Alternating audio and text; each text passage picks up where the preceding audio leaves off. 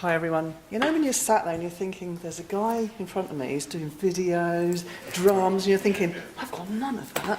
But anyway, what I do want to start with is by saying that the stuff that Janie Lee spoke about this morning and the stuff that March just spoke about is really, really pertinent to what I want to talk about. So you are your brand, but what I want you to think about very much is your people are your brand, and that's kind of like what I'm going to talk to you about today. If you can get your people to be as passionate about your business as you are, then you guys are going to have the most successful businesses out there. So what I want to really talk about is that. I know I've only got 25 minutes, I think, so it's going to be a bit of a challenge for me because I tend to waffle on. So wherever Suzanne is, can you do that when I'm about 25 minutes in, please? And I'll try not to waffle on. So, as Steve said, Laura Davis, Reality HR, we work with growing businesses, no matter whatever size they are. So one of the things I'm going to talk to you about today is bear in mind that no matter whatever size business you are, whether you've got 1 employee, 100 or 1,000, all of these things about your people really matter. Doesn't matter what size you are. We're really proud to be part of the CAAs. We met with Sam earlier this year, and she came and spoke to us about the CAA. And most of my team are mums, and if they're not mums, they're grandmas, like myself. And it was an absolute no-brainer for us to want to be involved with it, and hence why we then decided we wanted to become fellowship members too. So let's just give you a bit of background as to why we're here. So I'm also going to apologise, folks. I've got the most appalling sore throat, so I do apologise if it goes halfway through, and I'll try not to distract you. So one of the things I'm going to talk about is about productivity, but it's about how do you get the best from your teams. So you might have heard the word employee engagement out there. It's a bit of a kind of like funky word, and lots of people don't really know what it means. So my interpretation of it, and I use the most simplistic term that we can, it's about when an organisation values their employees and the work that they do, and the employee values their organisation and the work that they do. So that's all about this whole thing about you want your people to feeling the same way about your business as you do. So employee engagement is very much built on trust. It's about integrity. It's all about two-way commitment. And it's also about how you communicate to your employees. If you get it right, you're going to have a hugely successful business. It can contribute to your organisational performance, but more importantly to your individual's productivity. And as I said, it applies to every single size business. So to grow a business, you need clearly to be profitable, and you need lots of really good people around you who enable it to be more profitable. I'm going to talk to you about some facts and figures, and you're thinking, how on earth does that fit in with HR? Actually, it fits in really, really, really well, because HR should all be about enabling your people to grow with the business. So therefore, that's all about facts and figures. It's all about how your business grows. So if we focus on engaging our employees, what I've put up here is some facts, which are a bit scary, actually. This is all information that's come from Gallup, etc. So it's lots of facts and figures that are going on. So we, as in the UK, unfortunately have got an employee engagement deficit. The survey says about 1/3 of the UK employees are disengaged, which is really unfortunate. What that means is that as a business in the UK, we're only ranked 9th out of the 12 of the largest economies in the UK. Tempering with that, we also have a productivity deficit. So a recent survey found that in terms of output per hour in the UK, we are 15 percentage points below that of the rest of the G7 industrialised nations. Do you think there might be a bit of a correlation between those two? Yes, there is. So lots of evidence points that these two factors are really related. So employee disengagement is therefore clearly contributing to our very much disappointing productivity figures.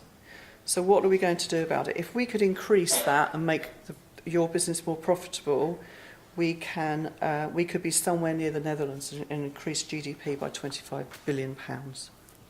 So you're sitting there thinking, what on earth does that all mean to me? I've got a tiny little business, it can't mean anything.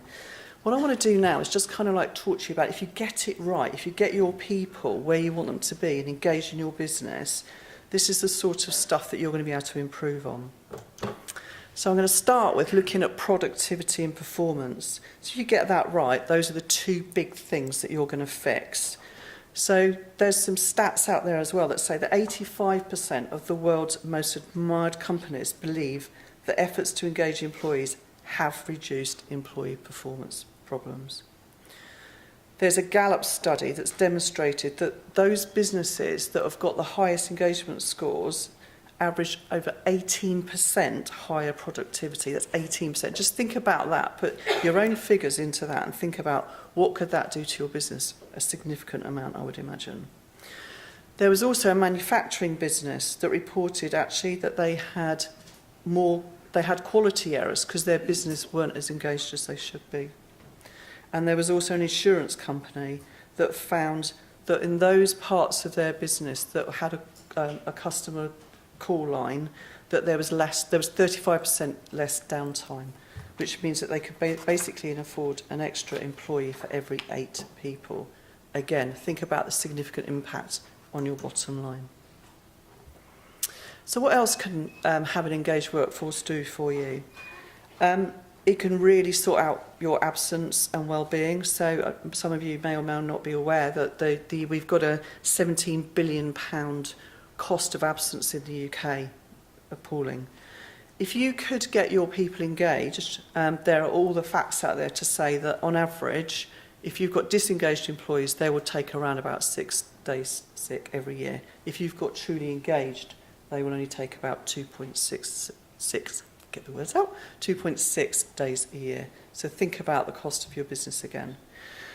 And also the other one is, and obviously there's lots of things in the press around workplace stress. You also see the significant difference there in terms of there being less stressed people because they're enjoying coming to work, they want to be part of the organisation and they're there with you going through it thick and thin. What else can it do? You can have increased retention. Those of you, I'm sure, that are out there recruiting at the moment, we're all recruiting in a pool of not many very skilled people. So what you want to be doing is keeping hold of your good people. Don't let them go to competitors. So keep them engaged and they'll stay with you as a business. You may or may not be aware, but when you lose someone, there's some stats out there to say to go out and recruit someone, the replacement is going to cost you about 150% of that employee's departing persons. So that's in your time, the advertising fees, if you have to use recruitment fees, everything. So just think about the impact on your bottom line around that. The other things to take into consideration is the staff turnover. If you have engaged people, that can be reduced as well.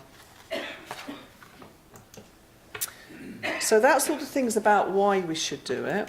Sorry, they're all things about what can happen and how you can improve it.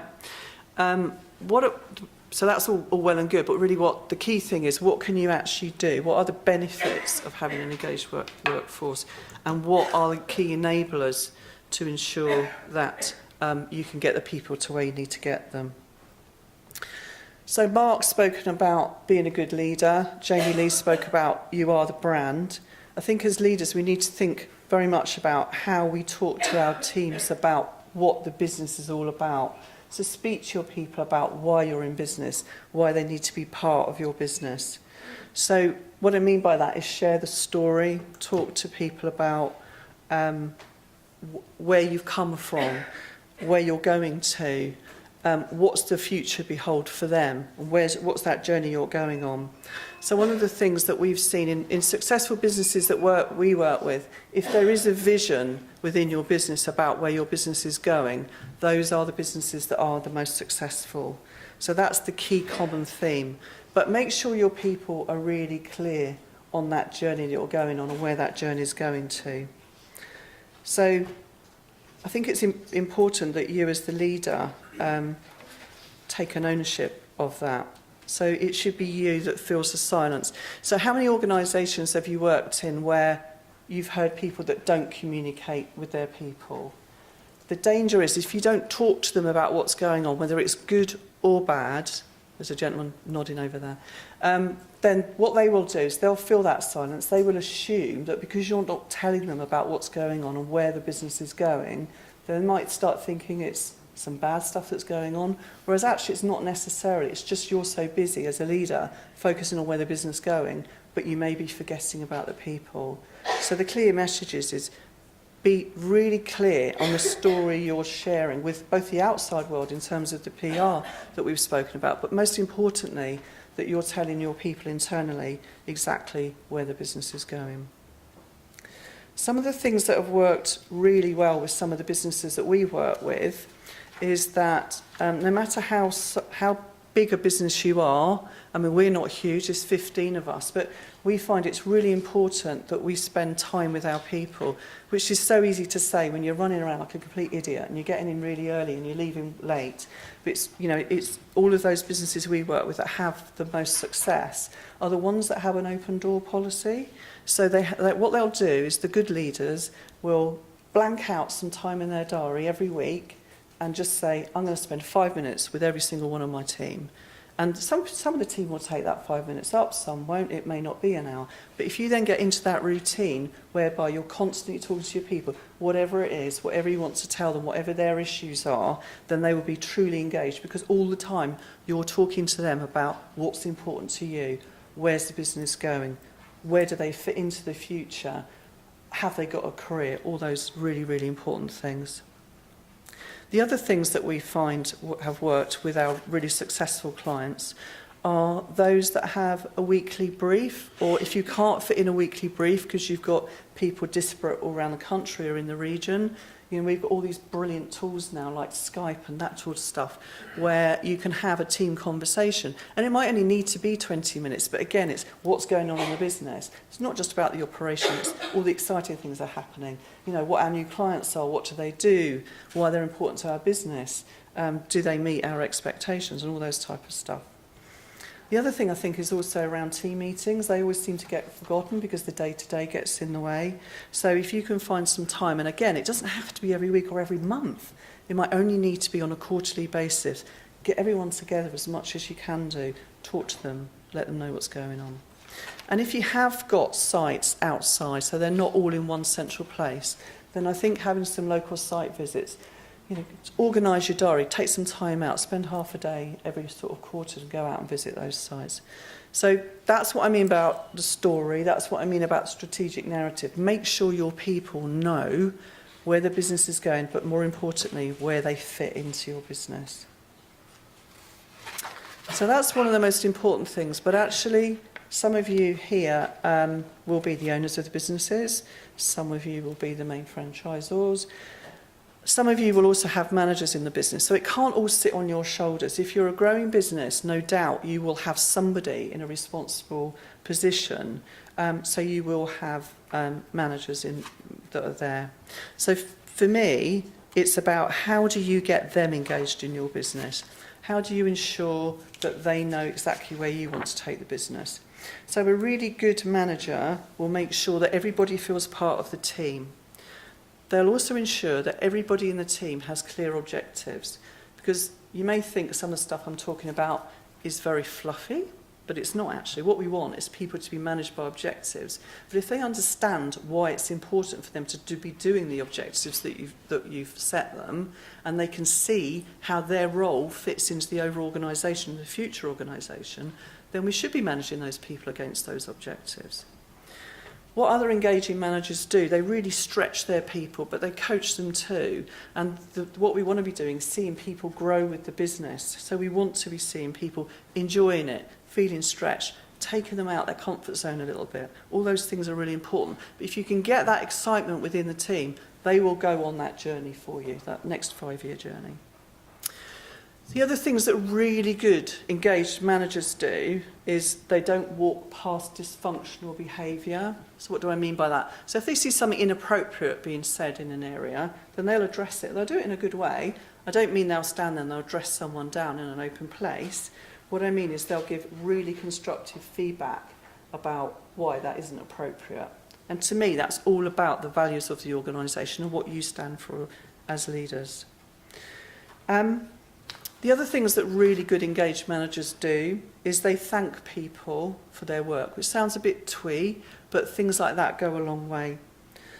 The other things that engaged managers do is they put considerable effort into making sure that successes and achievements of the individuals and the teams are really fully acknowledged.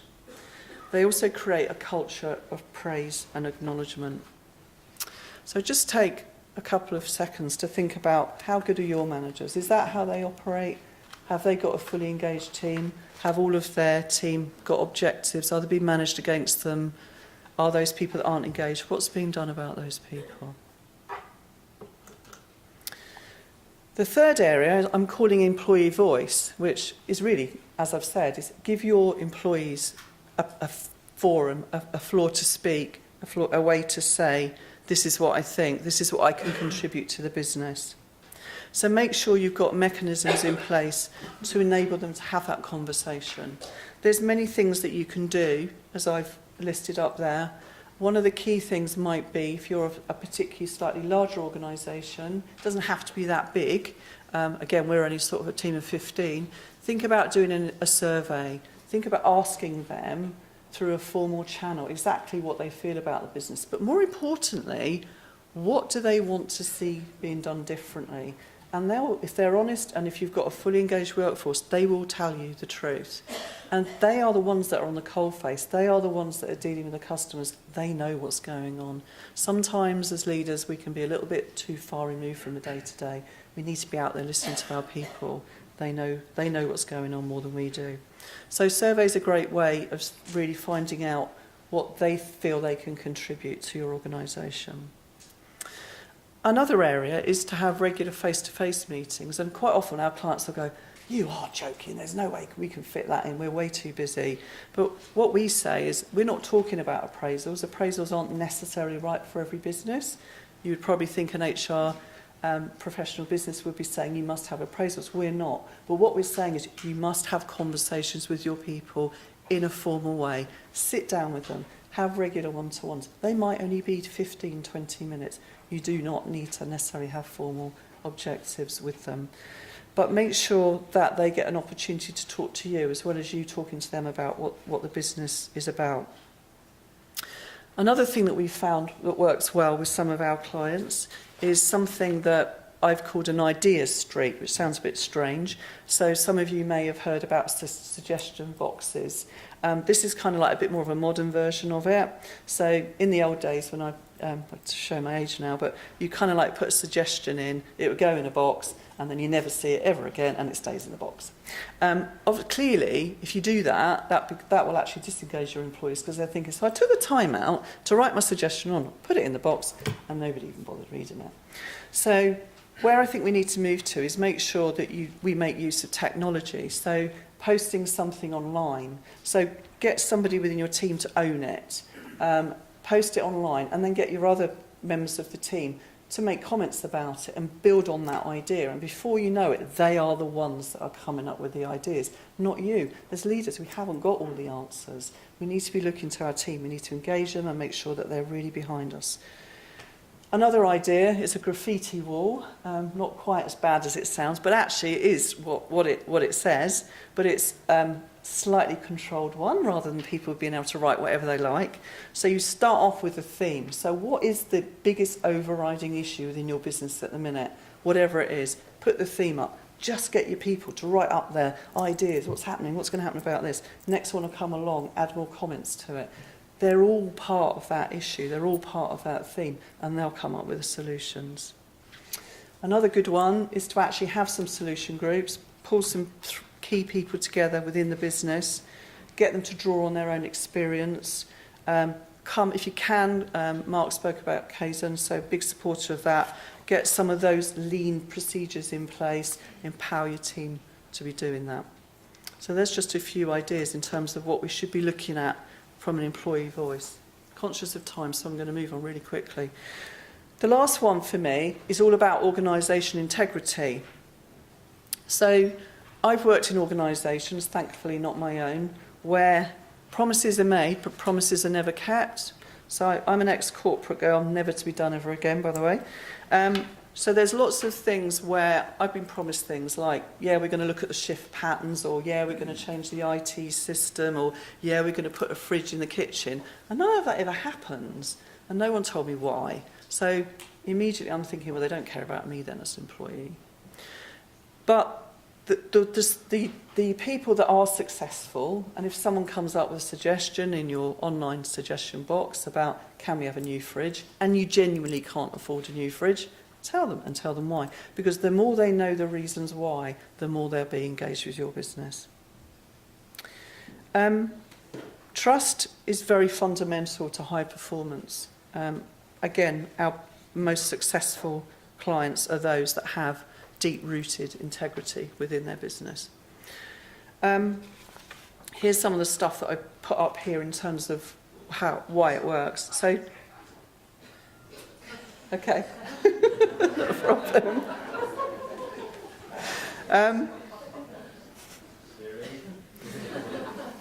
So set and enforce and reinforce behaviours, reward desired behaviours.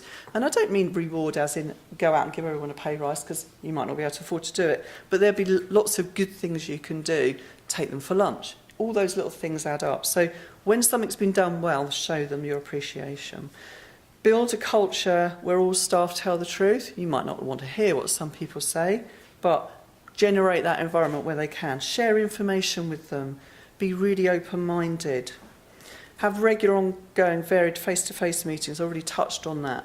But every time you've got a different direction within the business, make sure you go back to people and tell them what that really looks like, and report back on how the business is doing, why priorities have changed. You know, good stuff and bad stuff. Nothing goes well in businesses all the time. Let your people know.